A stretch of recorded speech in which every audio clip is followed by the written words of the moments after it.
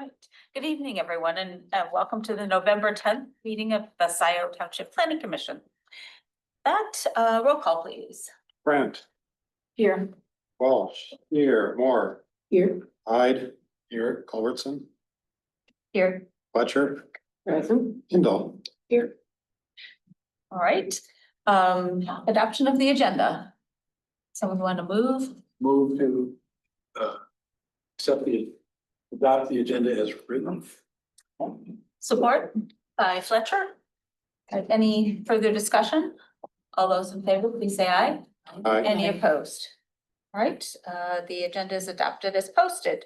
Communications, we did receive a letter from the neighbor adjacent to the Cripply drilling site that everyone received. It was posted online. And I believe they're here tonight. Okay. And then presentations. We do have a presentation this evening. So if you introduce yourself and your project. Sure. Pull out my share screen. Please, that's where again.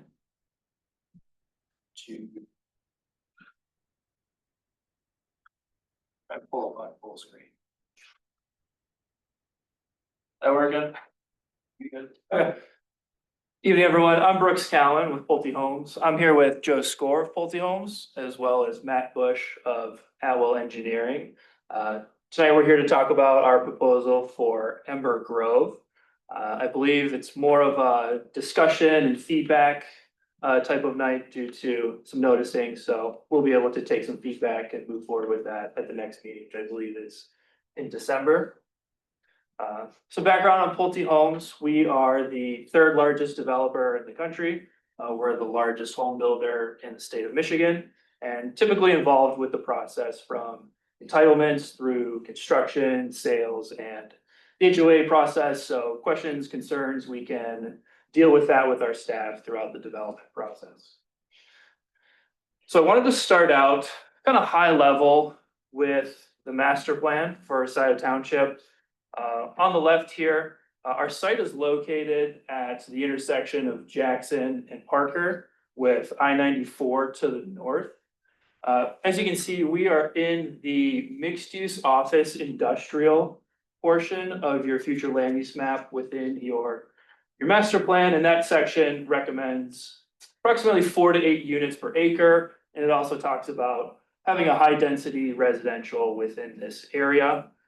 We also wanted to point out that within your master plan, we are located within the Jackson Road sub area, which also talks about having high density residential and multifamily and how they would want this targeted along Jackson Road within the areas where there is existing infrastructure. I know that the master plan talks about how they want mixed use, and in coordinating with your staff, we're talking about how we have a diversity of residential uses here with single family, the duplexes, the multifamily. We were talking about how within the site context, it's considered multifamily as well, or sorry, mixed use, but also within the context of the surrounding area that you're bringing in residential along with the commercial, the office, the industrial aspects along Jackson Road as well for that more comprehensive mixed use corridor. We also wanted to talk about some of the surrounding developments that have been approved, somewhat similar density. So, as we get into the details, what we're proposing is a density of 4 units per acre on this western portion of Scio Township. As we can see, we have the Woodview Commons that was approved within the past decade nearby. That's a 5 unit per acre density. We also have the Trailwood Villages and Estates. A little bit lower density, some bigger estate lots, that's 2.5 units per acre. And recently we've had the Honey Creek townhomes approved at 5.5 units per acre. So I think zooming out or looking at the surrounding area, we just wanted to have the discussion that our proposal of 4 units per acre, we believe aligns with the goals of your master plan and also is similar within the range of projects that have been approved nearby along the Jackson Road corridor. So diving into the site plan that we're proposing for this preliminary PUD, we have 259 total units. There is a breakdown of 104 single-family units located on the eastern portion / southeastern section of the site.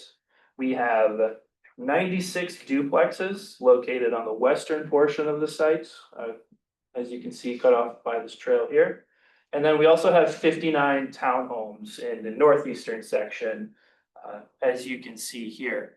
And as I go through the presentation, I'll be able to talk a little bit more about the details of the elevations, the size. We also want to point out that our proposal is coming with open space, attainable housing price points. We're providing recreational amenities for the site. And we have pocket park with a playground located within the single family, as well as connectivity to other green spaces in the area as well. So we wanted to start out with our natural features slide, diving into some of the details here. Our proposal has 37% of the site maintained as open space. And what we wanted to highlight on this slide, as you can see here in the neon green, is we've done some preliminary tree surveys with boots on the ground. Not every single tree, but they went and evaluated some of the tree stands. What are some of the species there? What are the locations? And with the existing site plan, we wanted to highlight, these are the areas, the approximate areas that we would be looking to save. Again, it's preliminary right now. As we move forward with more detailed grading and a detailed tree survey, we would have more information, but we really wanted to kind of glow on the map within our site plan. This is what we'd be hoping to save moving forward as we get more details. So we also want to highlight 357 new street trees. We'd be looking into saving that tree line buffer along the east and west sides of the property. As we get more details with grading, we can find out more. Highlight that only 30% of the wetlands will be impacted. We'll have that 30-foot buffer with all of the wetlands, and just wanted to highlight we're not in the Huron River Bioreserve area. So getting into drainage, water, and sewage, we have Matt here. He's the specialist, kind of touching on some of the topics. We do have 3 detention ponds. All the storm water will be detained on site as required. We're proposing 1,200 linear feet of an 8-inch water main looped, which will enhance the system's pressure. We've obtained preliminary approval from the Washtenaw County Water Resources, and a big point that we wanted to highlight tonight is that in our conversations with staff, with DPS and engineering, is that part of our PUD proposal would be a donation of $150,000 to the city for sanitary sewer improvements. So moving into some of the elevations for the proposal, in terms of the single family sites, here we have this is our Raven model. So typical would be a 40-foot lot. These ones are about 30 feet wide, about 2,000 square feet with 4-bedroom, 2.5 bath. These are good for what we find the young professional, the new family buyer. I think going for that attainable pricing, we find that going on a little smaller lots, a little smaller square footage can help hit that price point. Here, this one is the Finch of the single family, 2,100 square feet. Next slide. Here we have the Cardinal, 2,200 square feet. So typical concepts right now through preliminary, looking at those 3 models for single family units. And what do those mean? So for the single family units, we'd be looking at mid-4s. So preliminary price points right now. Again, as we work through the PUD and get more details, we'll be able to drill down into more specific pricing. Here we have our duplex model. These are the villas. These range from 1,600 to 1,800 square feet. These are the 2-bed, 2-bath. Typical demographic would be your 2-person household, your active adult, empty nester. These are good for people who may be tired of the maintenance on their 2-story home. They're looking to stay in the city, looking for a main floor bedroom, less maintenance, low maintenance living. Then here is our townhome model. So these are 1,800 square feet, 3-bed, 2.5 bath. typical for young professionals, we get some new family, some empty nesters, but typically they're leaving the apartments, looking to have their own place. Here's another model. And as we move through, we can refine some of the designs through the process. Touching upon some of the amenities, we have the recreational park, the playground on the southeast portion of the site. The site will come with sidewalks on both sides of the street. You'll have that curb lawn where it's curb, tree, sidewalk each side. That way you're separated from the driving space. There'll be active recreation, playground sets. We have a natured forest area that people can go, and if they want to climb trees, they can. There'll be benches along some of the walkways. And one of the points we have the natural trailway that we have is connected to the church's open space, and we've been in conversations with them, and they're okay with that opening. And part of the conversation was they're excited to have some residential proposal for this site, much more preferred than an office or industrial. Touching upon some of the sustainability initiatives, again, our open space is 37%, which is above and beyond the 20% requirement for the PUD. We'll be protecting those natural resources and exceeding the requirements with our proposal. We'll have EV outlet ready garages for electric cars. We'll have solar ready roofs, pre-wired, if somebody is interested in hooking that up. We'll have sustainable pavement materials. We have low impact stormwater design, energy efficient appliances, gas or electric options. Also wanted to point out it's a sustainable regional development pattern. Looking at your master plan, you talk about how we want to focus higher density residential development along your Jackson corridor, and then meanwhile preserve more of the rural characters to the north and south. We believe our proposal aligns with that kind of sustainable goal of emphasizing higher density where there's infrastructure, resources, connectivity, to fit the overall master plan goals for sustainability.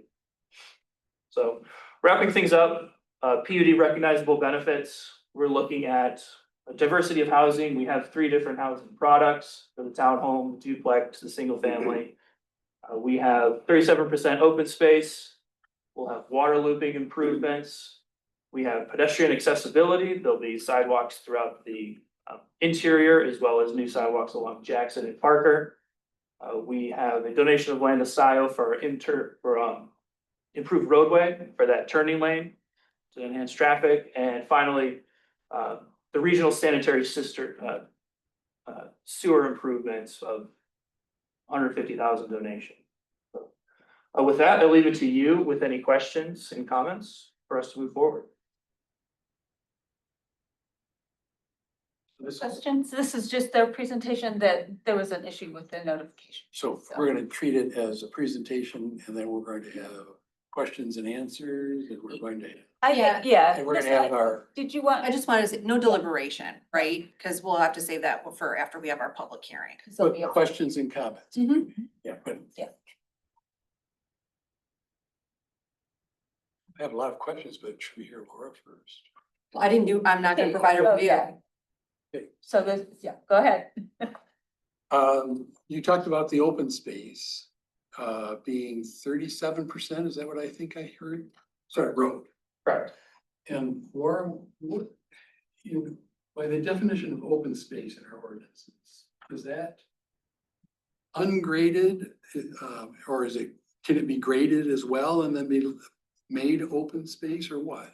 So open space are natural areas, but I think in some cases detention areas count. So detention areas could count, but when you say natural area, is a graded area a natural area? Open Just space can be lawn. It can be Okay. lawn, yeah. Okay, So everybody's lawn will contribute to the open space. Not in this situation, no, because they're individual lots. so an individual lot, yes, but in a development, I'm just trying to find out what we count as open space. Did they do it the right way? And so I should just. Yeah, stop yeah, asking? we think that they have the 37%. I mean, as a PUD, they're required to provide at least 20% open space. They have provided more than that. And what they're showing as open space meets the criteria, Thank you. meets the definition in our ordinance. Yes. That's what I was going for. I could tell you what that definition is in a second. So lawn, somebody's backyard is not part of open No. space. It has to be Common not areas. private. I mean, open to the community. Open space means any parcel or area of land, including wetland, that is unimproved and set aside, dedicated, designated, or reserved for preservation purposes and or public or private use or enjoyment. In addition to unimproved areas, open space may also include the following: stormwater detention or retention ponds and facilities meeting the low impact design criteria of the Washtenaw County Water Resources Commission. In addition to be considered open space, all stormwater detention or retention ponds and facilities must be constructed using vegetation native to this area and in a way that appears to be a natural feature of the subject site. And also outdoor recreational facilities, including but not limited to bike paths, trails, golf courses, community swimming pools, playgrounds, ball fields, court games, and picnic areas. And then a third, all buffer and greenbelt areas. Required setbacks for individual residential parcels shall not be included as open space.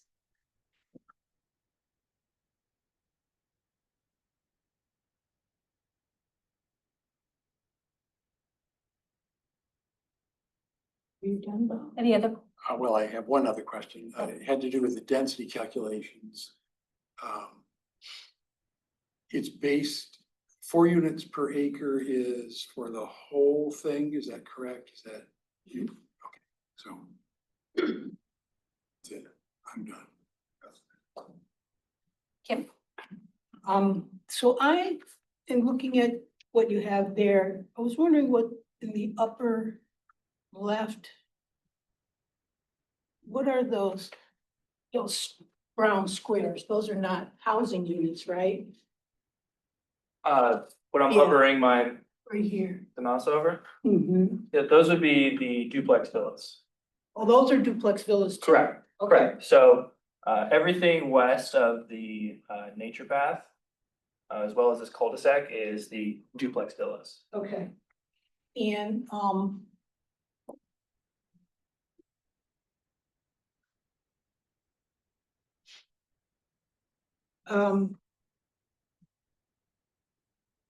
would you say that the green areas in between the brown squares, which I'm assuming are housing units, except for the family housing, but the villas and the townhomes are all on that map in brown, right?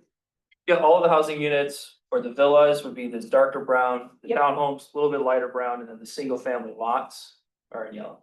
Okay, and I'm just focusing on the villas and the townhomes. Is the green area around them, does that represent green lawn? Maybe consider green space, common element space. You So can go what I'm- outside, walk around, those And would then- be. Okay, and then the area, it looks like each home, single family home is right next door to each other. I'm trying to understand how much area is paved in the development. For the paved percentage off the top of my head, No, you can barely see the paved, the only paved areas, I mean, you've got driveways and stuff, you can see in it. It's hard to tell from this. Just driveways and It's your sidewalks. standard roads, your standard driveways, everything else, you got maybe that pathway, that little red line, that's hard to see in this exhibit, but that's a little pedestrian pathway that interconnects the development. But otherwise, anything that's in green is grass areas. So all units will have their own driveway. Correct. And so So there'd be There'd one be no driveway, parking just like in lots. your house, Yeah. for all those yellow squares, they don't show the actual home on them.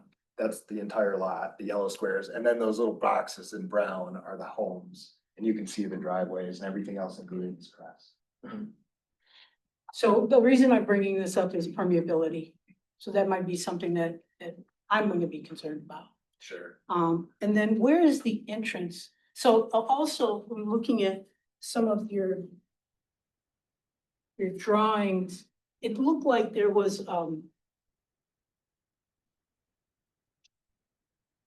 wetland here that kind of goes beyond your yellow line, your property line. And part of that is in your property and part of it is out here.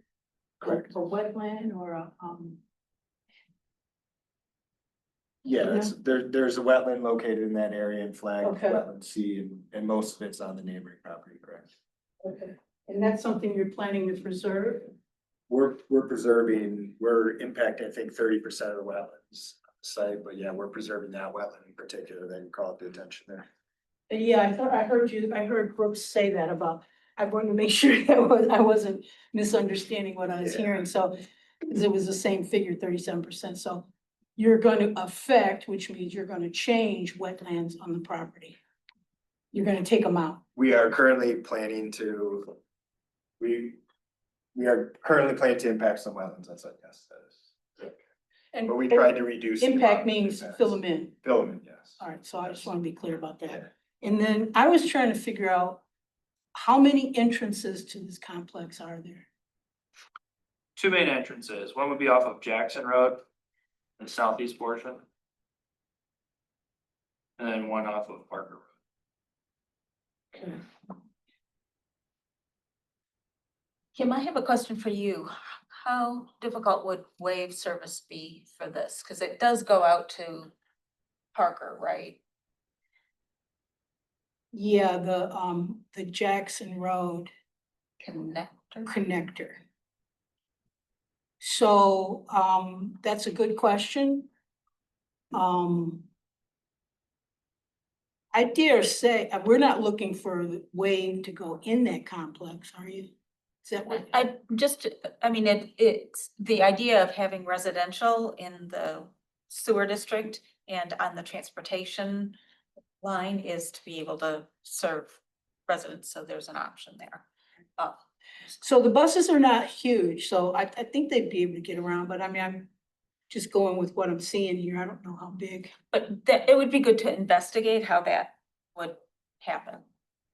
Talk about some of the public transit access along Jackson. Yeah, and that's wave yeah, that currently serves So we have that area. two service providers. One is the big bus, which only goes to Meyer, so it doesn't go beyond Meyer on Jackson Road. The other one is Wave, and they provide one line service that goes to Parker. And I believe that's what Commissioner Culberson is talking about, and they drive smaller buses, so they aren't the big bus style, but I think the question is maneuverability through your complex. You can get a trash truck through here. Yeah, and the fire truck Yeah. and all that, they can do the buses. I guess my question for the board is, how much discussion for expanding the line or expanding the surface down Jackson has been discussed as development comes up? Is that been discussed from the township? But right now, it's the Wave service that would be providing it, not the Not line triple haul ATA, from yeah. AATA. Okay. There's been some discussion, but that's futuristic, and for right now, I think we should depend on the Wave service that's going out there. And the question will be, will the township desire to go in there, which is more money, or just be on Jackson Road to service customers? So So maybe that'll be if we outside. can service this, sorry, I didn't mean to interrupt Oh, you. no, that's okay. Maybe a community benefit would be a bus stop location for Wave in or around the development. Can we communicate with staff on I think, maybe a shelter would be something. But again, though, I think the cost of all of that kind of stuff, the service piece of it is something that's beyond the planning commission. It's something that the board, as well as the new Modal transportation. multimodal transportation team is gonna be dealing with. And then my last question is, for me, I'm concerned about these kind of developments, and particularly this one, because it's out further away, is recreation. Obviously, I like the idea of past, but playgrounds, are you familiar with the playground that was just almost done, put in at Oak Valley and Waters. Waters? And Pittsfield. Yeah, in Pittsfield Township, Carmel. You know that complex right at Ann Arbor Sling Road in Oak Valley where they have a different multi-use residential? Off the top of my head, but we can take a look Okay. into it. I would implore you to look at that playground. It's really nice. Yeah. It's, and I say that not because it's got a nice little cover over the table and that, but that is nice too, but even the kind of equipment out there for kids to play in is very inventive. That would be something I'm looking at, not just a swing set and a slide. Got it. So, not only do I want it to look nice, but I want it to, nice to thought out. Because you're talking about families out there. And this red line you have here, this is the path Correct. that you're referring to. And this, at the bottom of your design that's showing on the screen, that's a private home there? Right, we've been in discussions, no, not a home, the church. Yeah. Down here. That's the church. That's the church property. We've been in discussions with them. They're excited about the proposal with residential and they agreed to an opening for that pathway so that people could go use the baseball field. They also have a smaller playground, some green space, so really wanted to go run around, let the dog get some air. Good. Those I think were my questions. Thank you. Other questions? Yes.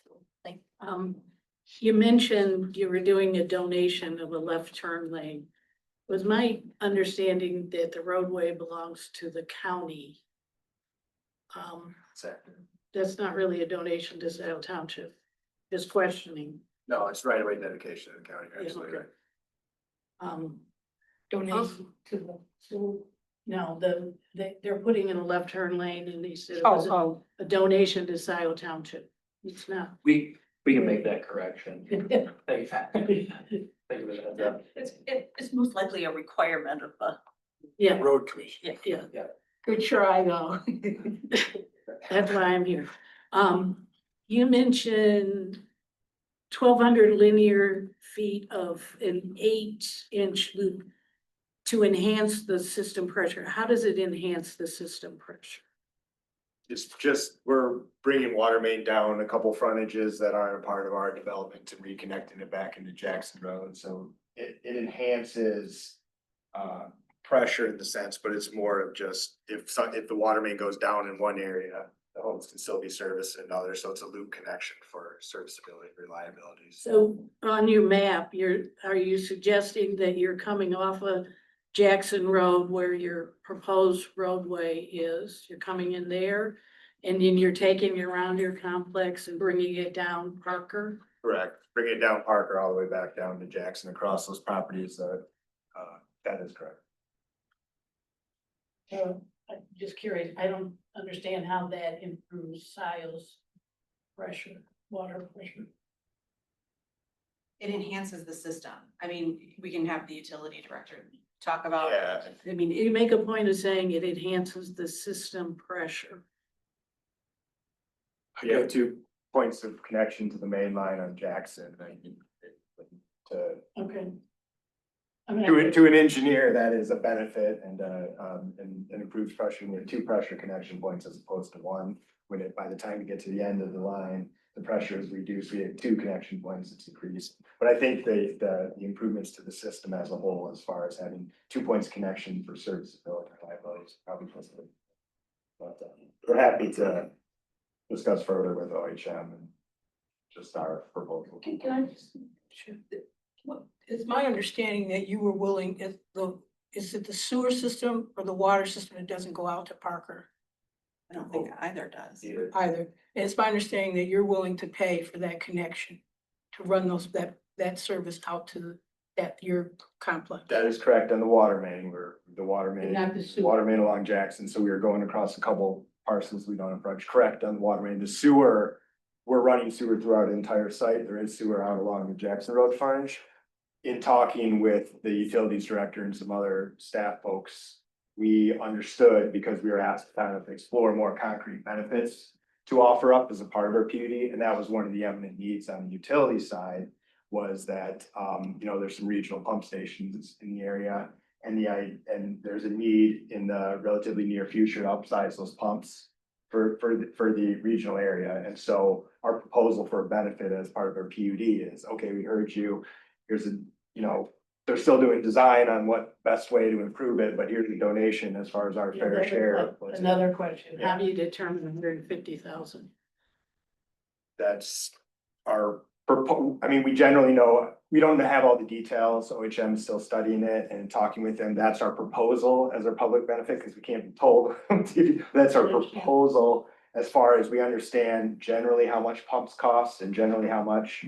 And we thought that was a pretty generous kind of contribution, open for discussion from you guys, but we thought that was pretty generous as far as it comes to the I pump station upgrade. I see the contracts that come to Scio Township to maintain our water and sewer system. They're very expensive. Maintenance, yeah, It's, but that's, this would be a contribution, and we don't want to pigeonhole it into a specific thing, but our idea is this would go towards the replacement of those pumps. However, the way it's worded is however, for use in the sewer, we don't just want to go into anything, it's for use in the sewer system in the regional area. So it's a benefit for the area, for the sewer system, because we figured that, we heard at least our current talks today that was the most eminent need. that's fair enough. So I just want to be clear, what we're saying here, that I'm hearing what you're saying, is that you're willing to pay for the extension of the pipes for the water system. Water main, that's part of our. Of your project, but not the sewer coming out to your property.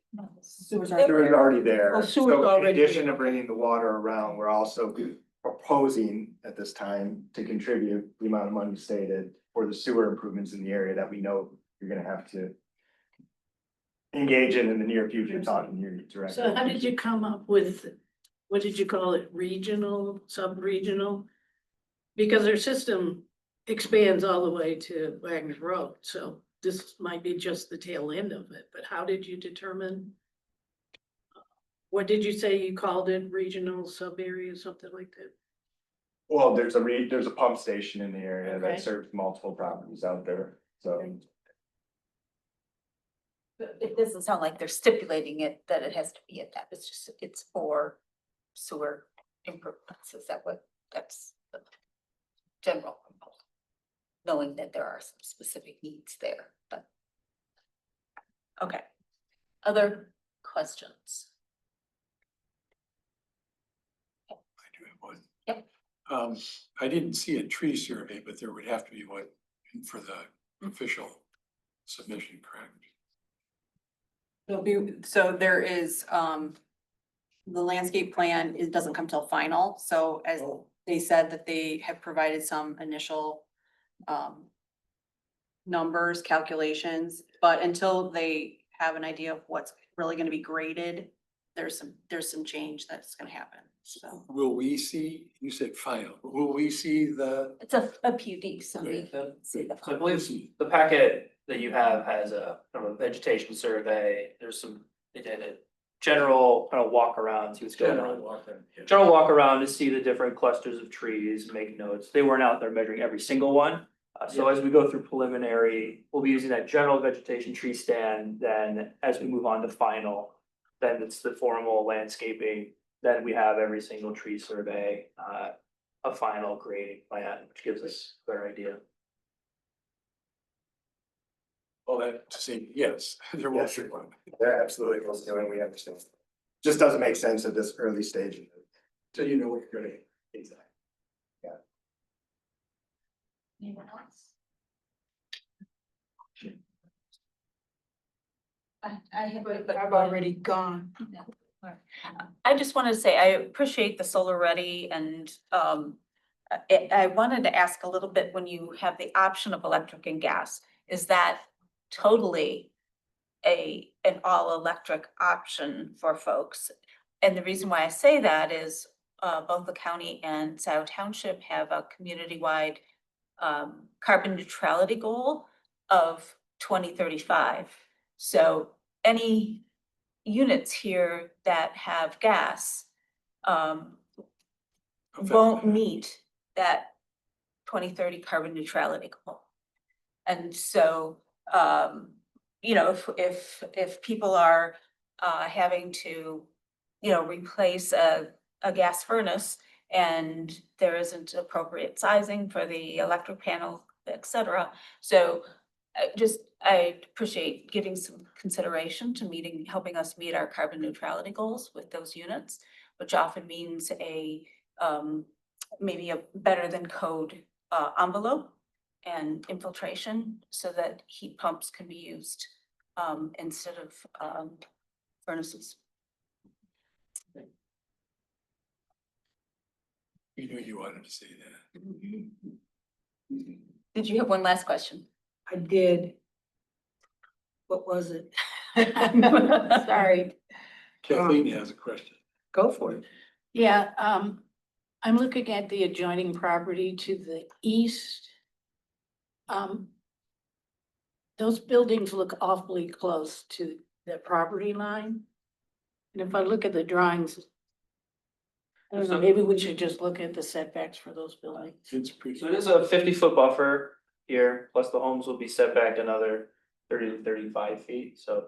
Again, what I'm referring to is the property line and those buildings look like they're too, You mean the brown building? The no, neighbor. on the east. Single family homes? Yeah, they might be out of compliance. And we've been finding that. So Yeah, let's find another. It might just be We the have scale, surveyed them in, so if you want the dimensions, they're. it might just be the scale of this aerial too, that it Okay. looks Oh, certainly there. skewed. I think some of those buildings might be 20, 25 feet off the property line, but I guess that's not relevant to our projects.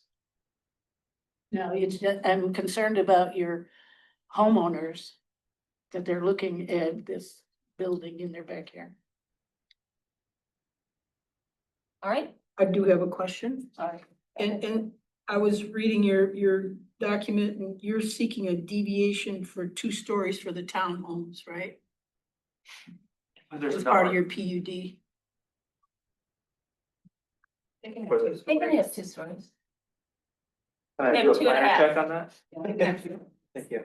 Well, let me see what I'm looking at. Max is 2.5. I think without Deviations here say, a report. I got that on the building setbacks for the existing IRP zoning district to allow 25 front setback or a decrease, or 25-foot decrease from the 50-foot front setback required in the existing zoning. A deviation from the building setbacks required for the existing zoning district to allow a 30-foot rear yard setback or a 5-foot decrease from the 35 rear setback requirement. Deviation from the building setbacks required to allow a total 10-yard side setback for the single-family residential or a 20-foot decrease from the required 30-foot side. A 4th deviation from the building setbacks required to allow a total 20-foot side setback for the duplex and townhome residential development. And a deviation from the maximum building stories.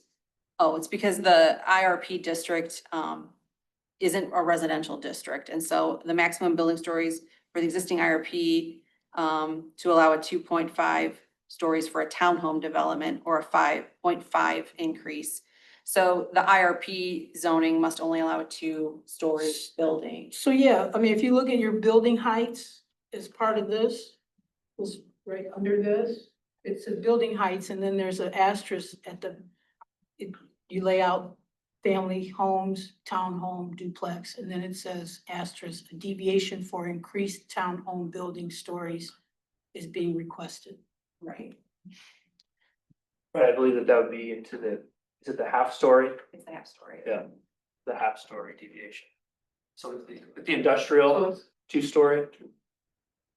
So just that minor offset. It has to do with a 2-story max in the existing zoning. Which is for industrial office buildings, not for residential homes. I see. So all our other residential districts offer a 2.5 story, 35-foot building, Okay. maximum building height. So by allowing the deviation, you're really only allowing what would be allowed in all other residential zoning districts. Okay, I'm just bringing it up, that, Yeah. I'm reading it from your document, okay? So I did not have the benefit of all that, but, and then, you're seeking, in your parking, 2 spaces for every unit, no matter what the type of residential unit. And then I noticed you add 10 for family homes and that, you know, it takes it up from 208 to 218. Are the 10 other spaces for like visitors So that. under parking? Yeah, I see now where you're reading out of the plan, so that's helpful. Yeah. Yeah, that's the required calculations. And so we're actually proposing, we're exceeding the amount because we're actually proposing 2 in the garages and then 2 out in the driveways as well. So we're proposing 4 per unit, and the requirement is 2 per unit plus 1 per 10 dwelling units for the plus an additional guest parking space per every 10 dwelling units, I think is the way we're. But that's what that plus 10 is, that's comes out of your ordinance, and we're providing well of it. In addition to that, because we're doing 4 per unit. So they're just doing the garages and the driveways for each unit. So you require 2 per So unit. garage is now parking space? Yeah, I mean, that's how it, yeah. Okay, It is for me. I hear you. Okay, thank you, I appreciate it. Want to go back to the wetlands question. Yeah. You said 30%, 37% are unaffected or? 37% open space, Acreage. 30% of the wetlands are affected. Why don't you tell them the acreage? 37%. Explain how much total wetland, regulated wetlands on the site and how much we're impacting. I think that would be helpful. Yes. So I believe there's like 208, It's like 2.08 acres. and- You can go to the slide there, and then 0.6 of that is impacted, so 30% of the 2+ acres of wetlands on site that are regulated are being impacted. In the northern boundary of the eastern side, you've Yes. got 2 wetlands up there that are, you know, the yards are covering part of them. What happens to the rest of the wetlands that are outside of the yard details here? So Are they all unaffected, or what happens at the edge of the property lines, you know, the individual housing yards? So How do you protect the wetlands? So if the wetlands, and there aren't very many in there, there's just that wetland I think you're referring to in the northeast corner, which falls under that second townhome that's going north-south. There's a wetland in that area. That's on is the being eastern impacted. side, I meant up, yeah, so that was gonna be completely covered. Yeah, But on the northern property line, at the 50-foot, within the 50-foot setback, there are 2 wetlands shown on your, wetland G and wetland F, if you. yes, have it. G and F. Yeah, those are being not impacted. Double check that here. Okay, well, G comes down into some of the. So there's- units. Yeah, there's a little tail, and that's the smallest area section of wetland G that is being impacted because that falls in one of those townhome units there. But otherwise, the ones that are up along the boundary are being saved. So wetland F isn't being touched, and you can see in the table on sheet 7, if you do have the plans, that there is a little bit of that wetland G. Says water course impact, that's it.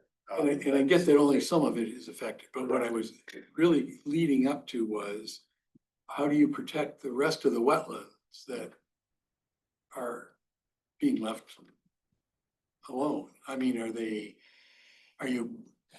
you're not building a wall, you're No. gonna be grading though, We're only grading in the areas that we're claiming impact for, and then we'll have your standard sill fence that gets set up for during construction, will be Yes. protected by like, you know, we'll have sill fence up so no soils get in there, and then once everything is built, everything will be restored. If it's within the buffer, we'll have native vegetation restored in the buffer. so it might be in the It yard. stays, it'll be it'll be kind of in the open space area outside of the yard. So these are the townhomes. This is common area around the townhomes. And it will be offset a certain distance from those homes in the treed area that's to remain. I'll see the. Yeah, When you get the grading. yeah. Would I'll do we, one. There is a- we get a sense that with the wetlands, I mean, all the natural features are important and Absolutely. knowing what the You know, impact coming in is. here, that it is too, so. Yeah. Appreciate it. So Hold on. so I could clarify here. So the areas where you were just mentioning, it's some of the wetlands butt up into some of the homes. They would be part of when a person buys that home or their town home or whatever, that wetland would be part of their property. No, if it falls, for the instance where there's like a lot that's clipping one of the wetlands, we're proposing to impact that well. Where there's not a lot or a building on that wetland, we're proposing to save that wetland. So it's two different cases. There will not be a wetland on someone, like in the yellow lots, I think you said lots, there will not be a wetland on those yellow lots areas for impacting an owner's use of the yard. We're trying to limit the impact. Or but ownership of the wetland. there won't be a wetland on those condo lots there. So it'd all be in the HOA.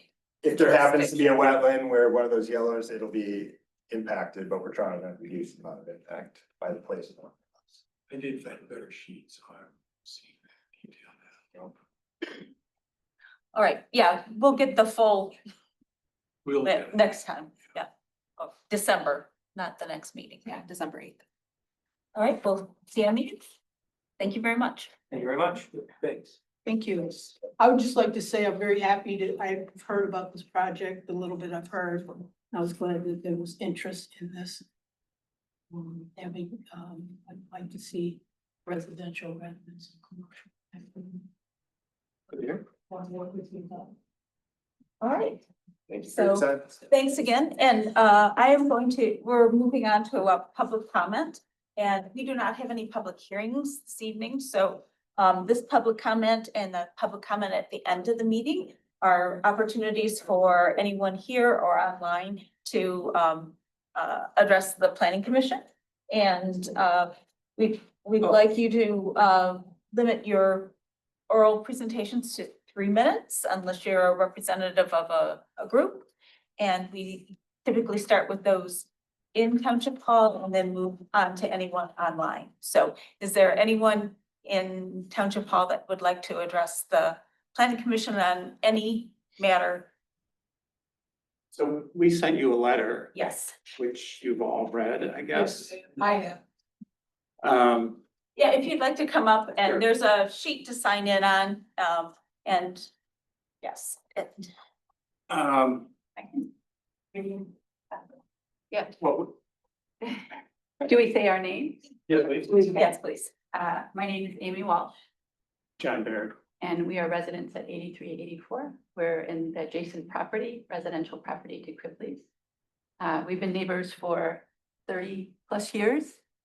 And so, yeah, we've submitted a letter that addresses some concerns we've seen over the years, but more particularly as we saw this request come up. I think what I might do is just read the closing line to our letter, if that's all right. So, let's see, so I guess I have 2 minutes left, given that we used a minute ourselves. I guess to summarize, in the last year and a half, we've seen some clearing of trees and regrading of land behind the building. That, to our understanding, doesn't follow previous site planning or approval, if I have that right.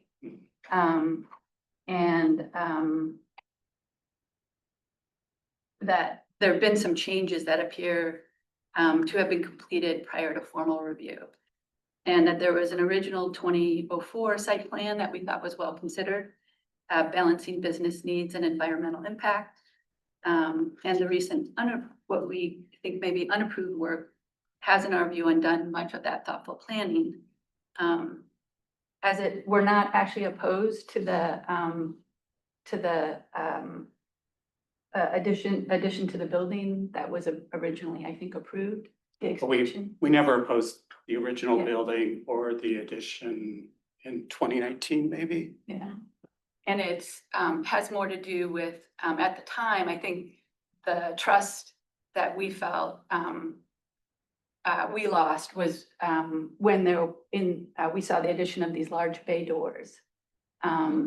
That, we submitted some photographs to show when they were open and have since been, blocked up. And we were told they were built for ventilation purposes. And then our big concern is that right now is that with the addition of whatever changes may happen, that the increased site activity in the area that's adjacent to our property, we're particularly concerned about the future use of those bay doors opening and the additional use of kind of very adjacent to our property line, the truck activity.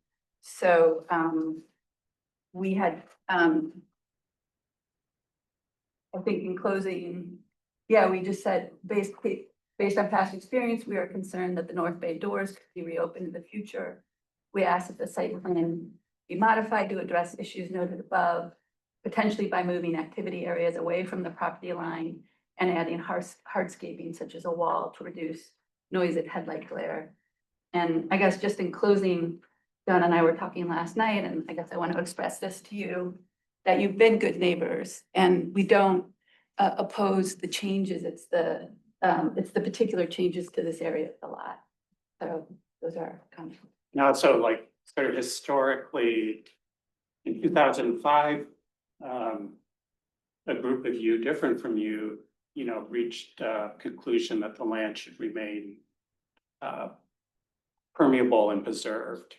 And we weren't at those meetings. We don't know exactly why those decisions were made, but we certainly appreciate the permeability preservation of the landscaping there.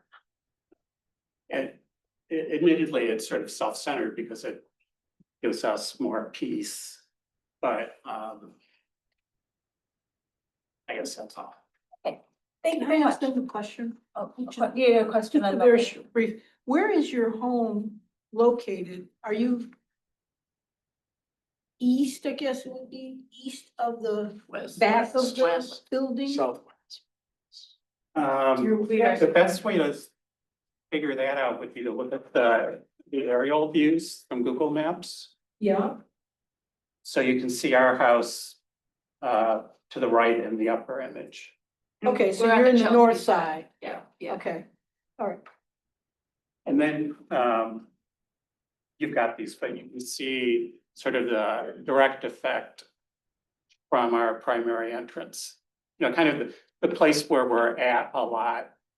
Clear sight lines, clear exposure to noise, headlight glare, etc. And this is after, because the aerial is showing, The aerial is just showing Showing- the pre-addition in 2019 or whenever it was, and then the addition. And then it sort of shows all the trees we planted and then the trees that were removed along the railroad right of way. yeah, I understand. I'm just trying to figure out, these trees here are now removed. Right, and that's where there's been the impact to our property, yeah, or our quality of life. There, thank you. Thank you very much for coming and the letter. So you guys are kind of done with us. We don't need to stay. You don't need to say you can leave and listen online. That works too. Okay. Either way. I like to say this. This is a new experience. All right. Is there anyone else, the applicant will have a chance to come up, when we bring up the project. Is there anyone online that would like to address the planning commission? Okay. And I'll Move to close. okay, by Walsh and Hyde support to close the public comment. Any discussion? All those in favor, please say aye. Aye. Any opposed? Right, it's closed at 7:55. Okay, moving along, we have our minutes of the October 27th meeting. Are there any additions or corrections to those minutes?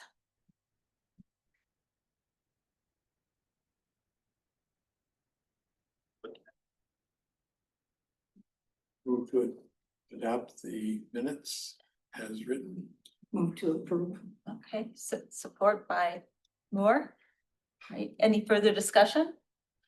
All those in favor, please say aye. Aye. Any opposed? All right, the minutes are adopted as posted. Then we move on to, we have no public hearings, no unfinished business. So possible action, site plan number 25010, Cripley Drilling. And if the applicant would like to come forward and discuss the proposal. And go ahead and introduce yourselves. Hello, Larry Clark, Cribley Well Drilling. I'm Joe Maynard with Washington Engineering.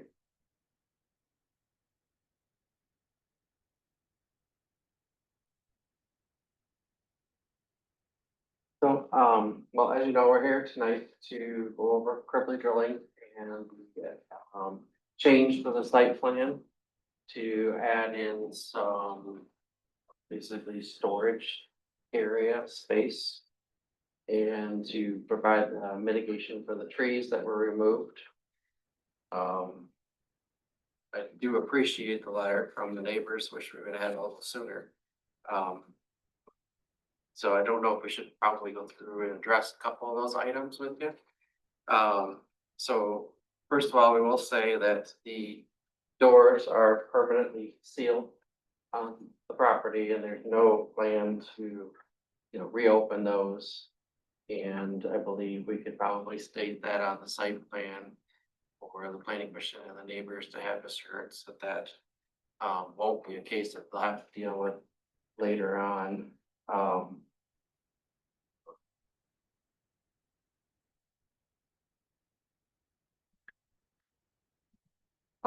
We did try to provide in our landscape plan, because we have 9 mitigation trees that were required.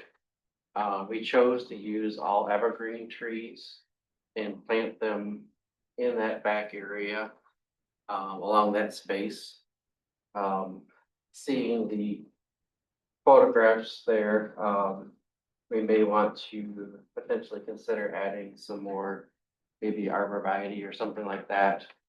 I think we'd like to have the opportunity to work with staff and the neighbors to come up with an agreement that would mitigate the headlights in that area. And also point out that this area is just for storage of equipment that's not used very often. Matter of fact, it's usually sitting there for several weeks in that space, and will restrict employees from parking in that area. So you're not getting constant car parking and headlights flaring that space as well. And we'd be willing to put that on the site plan as well in order to help mitigate that as well. I think that it's kind of the 3 points that were brought up in the letter that we were trying to definitely correct. I will point out with this addition, we still maintain over our minimum required 25% open space. And we'd also be willing to change the gravel that's proposed on the site to an HMA milling surface, which we know reduces the dust emission from the area and help mitigate any concerns for dust coming from this space. So I guess with that, I'll kind of leave it open to questions. Yeah, we'll go to Laura's report first. So just a couple things for the audience that may not have heard. This is 8300 Dexter Chelsea Road. It's currently zoned C4 composite commercial. It is the Cribley Drilling site that's been there for many, many, many years. The the proposal is to add, or has already been added, 120-foot by 40-foot gravel vehicle storage area. This area was constructed without the site plan, and so this review of the site plan is part of the code enforcement action that needs to be taken to bring the site into compliance. Based on what Joe said, the only other comment I had was in regard to, the 10-foot required setback for parking areas. The current gravel goes all the way to the rear property line adjacent to the railroad right of way. So we either need to provide the 10-foot setback or we need to go to the zoning board of appeals for a variance. I'm sorry, did you say the planning commission do a waiver? No, not for a setback, no. They need to modify their plan to meet a 10-foot setback. Or they would have to go to the zoning board of appeals and see if they can obtain a variance. And our plan is to remove the parking from the 10-foot setback, so we'll adjust the plan accordingly. The only other comment I had based on the neighbors' concerns was whether there might be an opportunity. I mean, I think having more trees is great, but in order to prevent some sound, whether a fence or a wall of some kind, and it wouldn't have to be, you know, a whole wall along that side, but a way that maybe it's angled or something, just so that it further yeah, it further helps with noise, the dust, the light, yeah. So just something else to think about. Sure. That's all I have. I'm just wondering, it sounds like you're very willing to meet with the neighbors and I'm just wondering if it makes more sense for us to table this tonight and have you go and meet with the neighbors and work out a plan that is Our chair. mutually beneficial to both of you and then and come back. I'm just thinking that it, just because, yeah, nobody feels good when you know, you go ahead and make modifications without approval. And I think making this step with your neighbors and restore that trust and relationship again would be very helpful. I'm just wondering if you could allow us as part of approval, so we don't have to make another trip and get this process done. I think we want to come back and make sure that the neighbors have had, you've had a time to have discussions and work things through with them. I just feel that way. Obviously, it's up to the board, but. I completely agree with you, Madam Chair. I don't think we can approve these plans if they are within the 10-foot setback. The 10-foot setback is along the railroad part, Yeah. and you're saying that you're not gonna do it? We'll I pull mean, it you're gonna back. move it. Yeah, so on our next submittal, we'll revise that to take it out of the. Are you replanting the trees that you took down? They're mitigating them. Yes. Yeah, it's all in there. Yeah. Okay. Yeah. Is that something, like, could you guys work this out right now? Like, could you go outside for a minute and you think you could discuss it to each other, or is there something? The 10 Can you talk? Go ahead. Yeah. Isn't the 10-foot setback sort of the deciding factor? If they don't get that, they can't really get vehicles in and out of there. I mean, isn't that the sort of core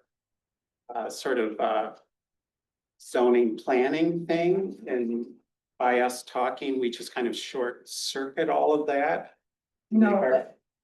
No, so the way this process works is the planning commission is a recommending body. So they could recommend approval, they can recommend approval with conditions, or they can table it and ask for additional information. If they recommend approval with conditions, one of those conditions could be that on the next plan they provide, it has to show that 10-foot setback. That's the plan that's gonna go to the township board for ultimately for approval. This body doesn't have any authority to approve anything. That's a separate issue. It's so, no, it's not, but this body can approve plans with conditions, and that Well, could but be a the- condition. Correct me if I'm wrong, I'm thinking that the 10-foot setback is part of the law that must be abided by unless they get. Yes, so either they need the to- ZBA. The other issue that I'm kind of separating them out is, do they do a fence? You've recommended a wall, you've recommended, so that's why I'm calling it a Again, setback. we could also put that as a condition, that be resolved before it goes to the board. Yeah. So that they don't have to come back here. What's wrong with coming back here? Nothing, I'm just saying that they, The it's neighbors that money. showed up today to be a part of the process, but we're all here to be a part of what needs to be happened. I don't see any reason why they can't sit But down. it's also, it is a monetary thing to come every time, it does cost. And I'll just say, you can agree in the spirit of being collaborative. If we want to step outside and if it's really just about some sort of privacy fence, we can chat about it and you don't have to come back. Like, I don't think that's a 5-minute conversation. okay, well, John knows more than I do. Other commissioners?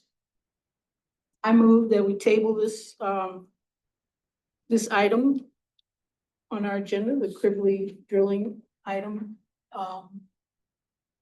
And I think we have to have a date certain to when, to our next meeting, No, you can say until additional information is provided.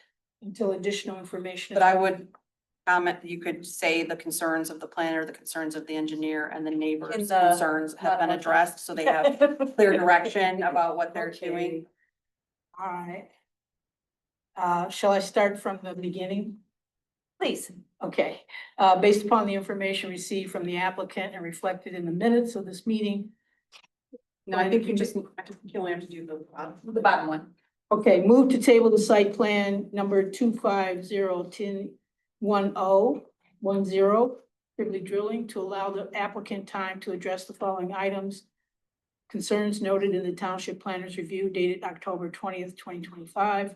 Concerns noted in the Township Engineering Review dated August 12th, 2025.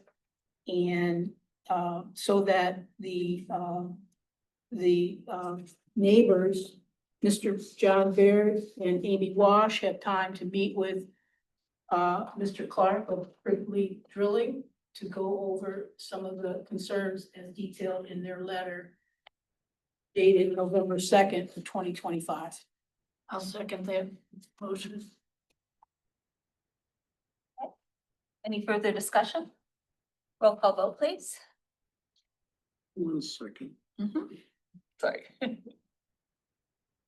Hyde, Yes. Brandt, Yes. Hindle, Yes. Fletcher, Yes. Walsh, yes, Moore, Yes. Overton. Yes. Motion to table carries.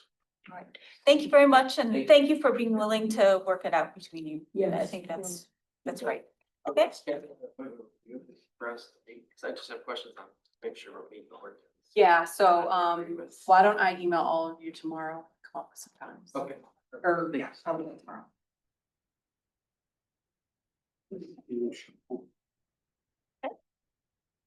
And thank you for coming, I'm sorry. everyone. All right. Moving on to Know each other. I guess we're gonna- discussion only, our open overlay and the Hearn River Water Shed Council Bioreserve map. Or something else. So, you have a memo? And if you all would like to step out, there's a foyer out there, that'd be great. Thank you. Make yourself at home out there.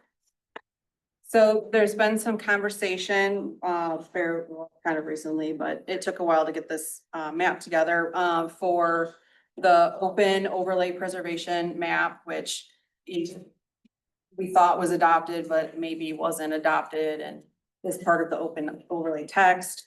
And then the new Huron River Watershed Bioreserve map that was provided in June. And so the map you have in your packet, demonstrates both. The bioreserves are shown in the lighter green, and the overlay district is shown in the darker green.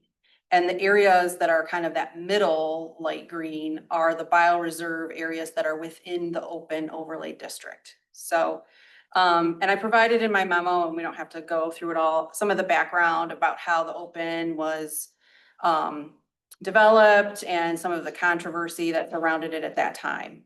And, you know, when you look at the map, there aren't that many areas of bioreserve that aren't part of the open. And those areas that aren't, were not zoned recreation conservation, at the time the open overlay, was established. And some of these areas still aren't, and some of them are built. For example, the area, there's no road names on here, but south of Jackson Road where, all the development is, I think it's probably just, yeah. So this is meant for a reference. I know that the Huron River Watershed Council is gonna be doing a presentation for us, so this just gives us some background.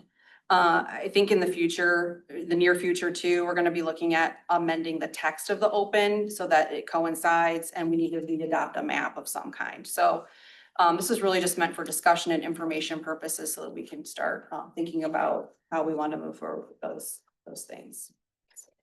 You just mentioned your memo, the history. I didn't see that. In the memo? It's on page 1, Of the memo. Yeah, right before the map. right? You may have gone right to the map. No, you had the map. It's all attached. The map is attached to the memo, I think. It was a few pages. 7 of the packet. The map is on page 3, I think. Right. That's not what I'm saying. Here. When you had that memo, that map up, if you were to scroll up. This is only on page 1 of 1. Oh, Oh, maybe I see it now. There we go. Got it. Thank you. But sometimes I need a little help from them. Yeah. I do myself sometimes. okay, so it's really the green sites that are the bioreserve sites that are not covered by the overlay. The light green, the lightest green. Right, and would it be possible to somehow code it with the ones that have already been developed? Well, they'll have housing shown in the background. Yeah, but it would be nice just to see so that So, eliminates confusion. yeah, and then what, because that helps us then focus in on the ones that haven't been developed that are still the bioreserve sites that are in the overlay. And it depends on what you mean by not developed, because, oh, look at that one. That one is Aubrey's Grove. Yeah. Yeah, so I mean, it's not developed, but it's been proposed. What happens if we pull the rug out from underneath them at this late hour? I don't know what could happen, besides going to court. Well, it's the same for Piper Ridge. I mean, Yes. those properties were not contemplated for a specific reason when we looked at the open district, right? So Those are the ones that we need, I guess, so then there's, there's the difference between, so that's why the zoning, that's why the RC zoning came into play with this, right? Because we weren't making properties that were planned for development that have sewer and water, right? And that had been zoned and planned for future development as part of the open overlay. So you're saying the RC designation came later than the board's approval of the open district? No, Oh, I'm saying that the open overlay was yeah, well, established based on the RC designation in the master plan. If it was RC in the future, in the future land use map, so if it was to be conserved as part of the, you know, we intended that the township was gonna preserve these properties, that's where the open overlay. District. The okay, one I don't understand is the Knights of Columbus is RC. it is. For whatever reason, it was not, I can't speak to that, because I don't recall that conversation. Yeah, So this has not been on our radar, sounds like. we can, It has been, but none of the developments that have been proposed have been were designated as open that we've talked about. I mean, no, you're saying the KFC was part of the opens? It was not. No, it's not. Oh, it's not part And of it. it's RC. I have a question for you, Laura. There's dark green and there's lighter green and then there's olive. So I So- get the olive, The, but what's the difference in the dark green, the darker green and the Both. lighter green? the dark green with the medium green, Thank you. that the medium green is the bioreserve that is low, and the darker green is the open overlay. Oh. So that's how okay. you, that's how you're showing, I mean, it was hard to, just in the first map, I was like, can we make sure we see? So this was easier, and we can also differentiate the areas that haven't been developed. And the lighter green That's the bioreserve or the areas. medium, Bioreserve from the Watershed Council. Designation. So we've included more area than the bioreserves in our open overlay. Because when you Yes. look at it, there's. But there are some in some areas, and then There's there are some some that we specific cover more. sites. Some that we don't. Yeah. So those are the ones that we don't cover, we need to take a closer look at. And I would say if they're already developed, construction's done, if there's a proposed site plan, or approved site plan on it, we need to probably code it that way too. And then that will give us sort of a basis of discussion. And the other thing is to look at, we should probably look at the text of the overlay and the RC zoning. too. Yeah, so I've already looked at the open overlay for how we can, but some of that will depend on what we decide moving forward, you know, if we encumber more properties, how does that relate? And then, of course, if we amend the text of the open, that would be the optimal time to then adopt the, ensure that the map is adopted. and all that stuff. So so tell me this again, the medium green is what? the bioreserves that are located within the open overlay. It's the overlap of the two maps.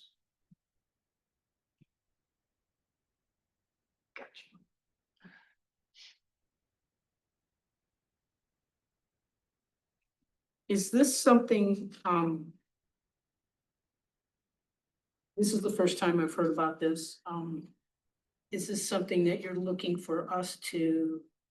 This is information at this point, and you're gonna probably talk about it more when you have your Huron River Watershed Council presentation. And from there, probably the first part of next year, this will be one of the ordinance amendments that we'll be looking to discuss. And this should lead to our master plan discussion and how this could be incorporated.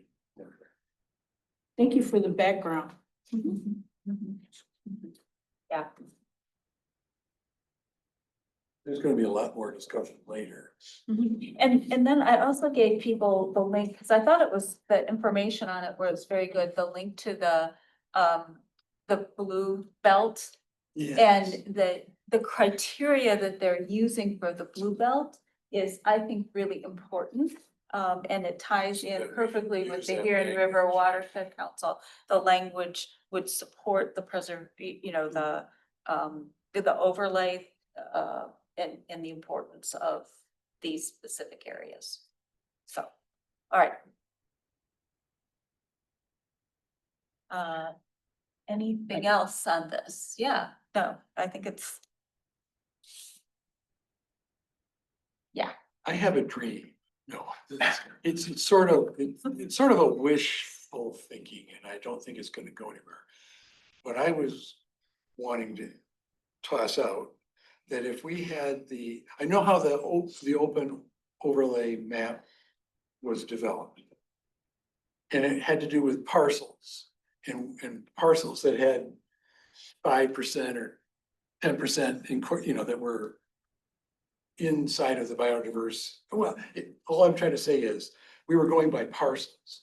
But if we went by regions, which was a swath along the creeks, and we said, anything in this overlay, which would include a lot of areas that are currently developed too, if we really took the swath, and we said during the redevelopment or development of undeveloped properties, you did X, Y, and Z, you could get an additional benefit of, and maybe we give them density, maybe we give them something else, allows something different, but if you offered this as part of your development, to set aside areas that aren't currently RC, but are in the overlay, not this overlay, but one that was much broader in scope.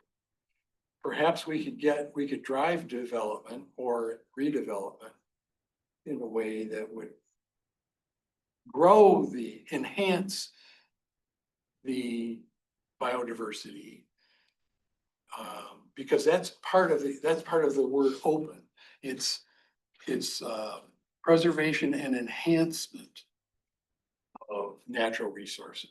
So how can we make it so that we enhance it and grow it to include more and make it more contiguous? Look at how broken up it is. So anyway, that's my 2 cents for enhance. Trying to move the E and open. Well, I think the other issue is the single family home lots, we don't have jurisdiction over. And No, and they probably would never be redeveloped, you know what I'm saying? So it wouldn't happen. but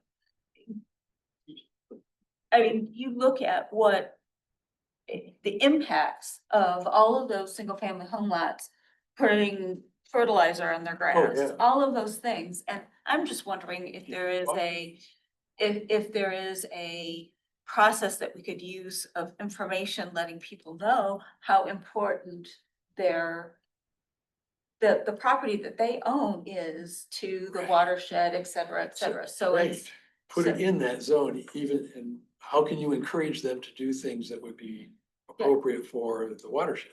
right, Yeah, I agree. Yeah, So because like our whole neighborhood, yeah. fertilizer. We encourage our neighbors not to do that. Yeah, well. So if We you. don't have to use fertilizer, but I will say that when I moved in almost 20 years ago, I had carpet, soft grass. Yeah, you And did. in 20 years, it is now a Natural. lot of weeds that die out. And so you can just even see it's like taking over more and more of my lawn. I had to fertilize in my horse pasture. I didn't have a choice. We had never done it. There was not very much edible out there for the horses. Horses. Oh. That's I had to, but I did it, I think I did it right. I did a soil sample. Took it over there Mhm. for the cooperative extension to send it out to be analyzed, and then I took it up to Napoleon Feed and Seed out in Napoleon and had them read the report and tell me what to do, cause I didn't know. Mhm. So I wasn't just out there willy-nilly doing stuff but I had to, and it's paid off. But You were we don't- able to we get don't the otherwise things you- fertilize our lawns. Mhm. No, we don't put any of that kind of stuff down. We Yeah. do some weed killer, but not fertilizer. But I think that could be a conversation that we have with the Hood River Watershed Council too, because, you know, though, it's also education for the properties that are developed in. But I think that goes outside of the bioreserve areas. I mean, that's just education in general about, what could be harmful, to the surrounding or the region. And what are the alternatives to using some of these other things, right? But I also think it's important to let the property owners know who are in these areas that did you know you're in a bioreserve? And Sure. what it is and so forth, and that I could. mean, we don't do it because we live on a well. We don't want to affect our water. Doesn't the Huron River Watershed Council do that? Don't they what? Don't they let people know that they're in a bioreserve? I mean, this is their map. We are. Well, that could be a conversation that we have. I mean, I'm just asking. Yeah, no, they don't. No. Yeah. I don't know. I don't think it'll matter for some people, but if you don't know, you don't know Yeah. either. Yeah. Right. Yeah, right, I was looking for outside here and I don't think we're in any of these, Are we in a bioreserve? No. Hi. but I know everything, the water flows. You might. Hey, this is Marshall Road. This is. Where? Right here? This is the. Right. And this is. You- Baker. We have one neighbor. Okay, Marshall. yeah, so, read up and So I can make sure you're, who's going on December 1st? I don't think your. to the workshop, December 1st? I don't know at this point. Right? Okay, 6 to 8, Sorry, workshop, 6 to 8, who's coming? 6 to 8, you're talking about the green infrastructure, I'm sorry, I was talking Yeah. to. Who is coming? You mean on our group? Mhm. Okay, Yep, What's happening December first? yep, 6 to December 8, 1st from 6 to 8. Is right the- here. Green here on your- infrastructure workshop. Is that a normal meeting here? No. Okay. They're running it. Okay. Huron River Watershed Council is going to conduct the meeting and try to educate us but we're already doing a lot of the things that they encourage people to do. And we want to find out if they want more we can do.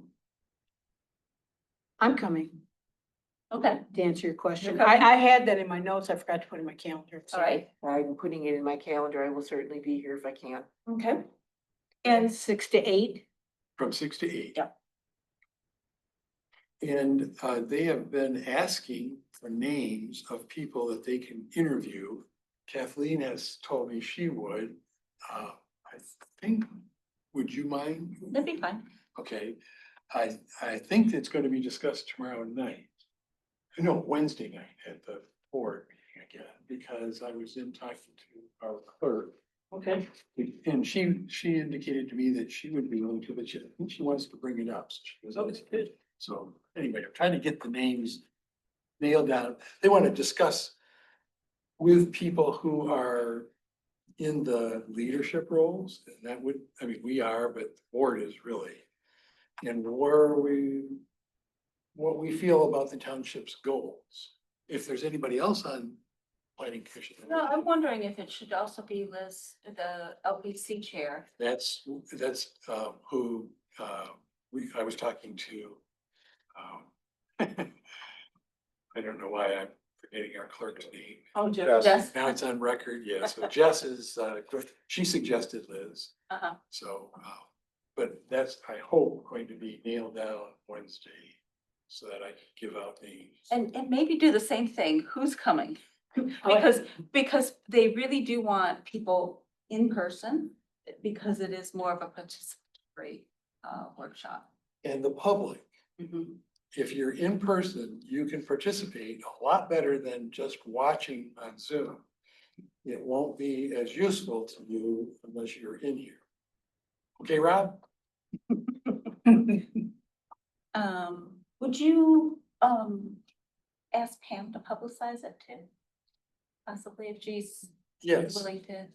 Yeah. And I think I've asked Mary Gillis, but connect with Mary. Yeah, okay, Good. yeah, and because she can do some hosting, yeah, and. Okay. The Green Infrastructure Workshop. All right. Then I'm gonna move on to anything else for, okay. That'll be an interesting discussion. And the other big ticket item we have working on next year is the PD ordinance and Jackson Road corridor. Well, And- we're due for a master plan, Yeah. so the master plan probably is gonna have to come first. Yeah. We're also working on a data center ordinance. Yep. And finalizing the solar, so we have a lot. Data center ordinance. Because we don't have any, that isn't, that's how What's the the one center, well. Was it Pittsfield or was it Saline? It was Saline. It was Saline Township, yeah. Do you want to just? So data centers, you know, with all this AI, it's basically computer data. They're these huge buildings that have just tons of servers. They don't have a lot of employees. They require a lot of cooling, heat, you know, water cooling. I think they found other ways to cool, but they're a very high water user and they take up a huge amount of land area. And so. Electricity. And electricity, yep. So, we've developed an ordinance that is being shared. Pittsfield Township, I think, has their public hearing next week on that ordinance. You'll get a similar ordinance to that. Mariah is also the attorney in Pittsfield. I'm so. totally opposed to a data center being in Scio Township. Sure, that's why we need an ordinance. And I apologize that I did not say this early on when we were dealing with all of that. But are we required to allow that to be built in Scio Township? You have to have an ordinance that regulates it. You cannot exclude any use in your zoning. Cannot. So can we exclude have a requirement that the citizens and the township not pay any for any upgrades and any Not in electricity the that zoning go ordinance, you cannot. or can we require that they provide their own electricity or any upgrades to the grid? I mean, we're talking about everybody's electricity is going. They're trying to figure that out. Never Wait mind. to I'm- see I'm the- being- Yeah, Oh, yeah. I'll leave it alone. No, Consumers Energy just volunteered to do that, but DTE has not. Their uses. All right. Well, Sorry. wait, it's something to look forward to. Yeah. All right. Sort of. Yeah. Hopefully they aren't eyeballing any land. And the reason why we want to bring the solar back up is because of battery storage. Even though we probably don't have enough large Contiguous. contiguous land, battery storage could be because of the ITC lines that they've got. So, anyway, Thank you, Governor. all right. I heard the governor haven't stopped that Celine project. No, encouraged it. Oh, encouraged. Yes. They're wrong. For anybody who's interested though, Nestle's filed to block DTE from fast tracking the Celine start. Yeah, DTE wants to get going in January. I think that's what I heard. And Yeah. DTE is trying to get around any public comment period, and Nestle said not so fast. So Even Nestle. for anyone who's interested, providing your public comment, whether, I don't know how it's gonna be yet, but either spoken, if there's hearing or something, meeting, or in writing is probably not gonna be a bad idea. I'm plan on contributing for what little it might help. And I don't want one here in this township either. all right. We'll be moving on. Want to go to reports? Rolling here.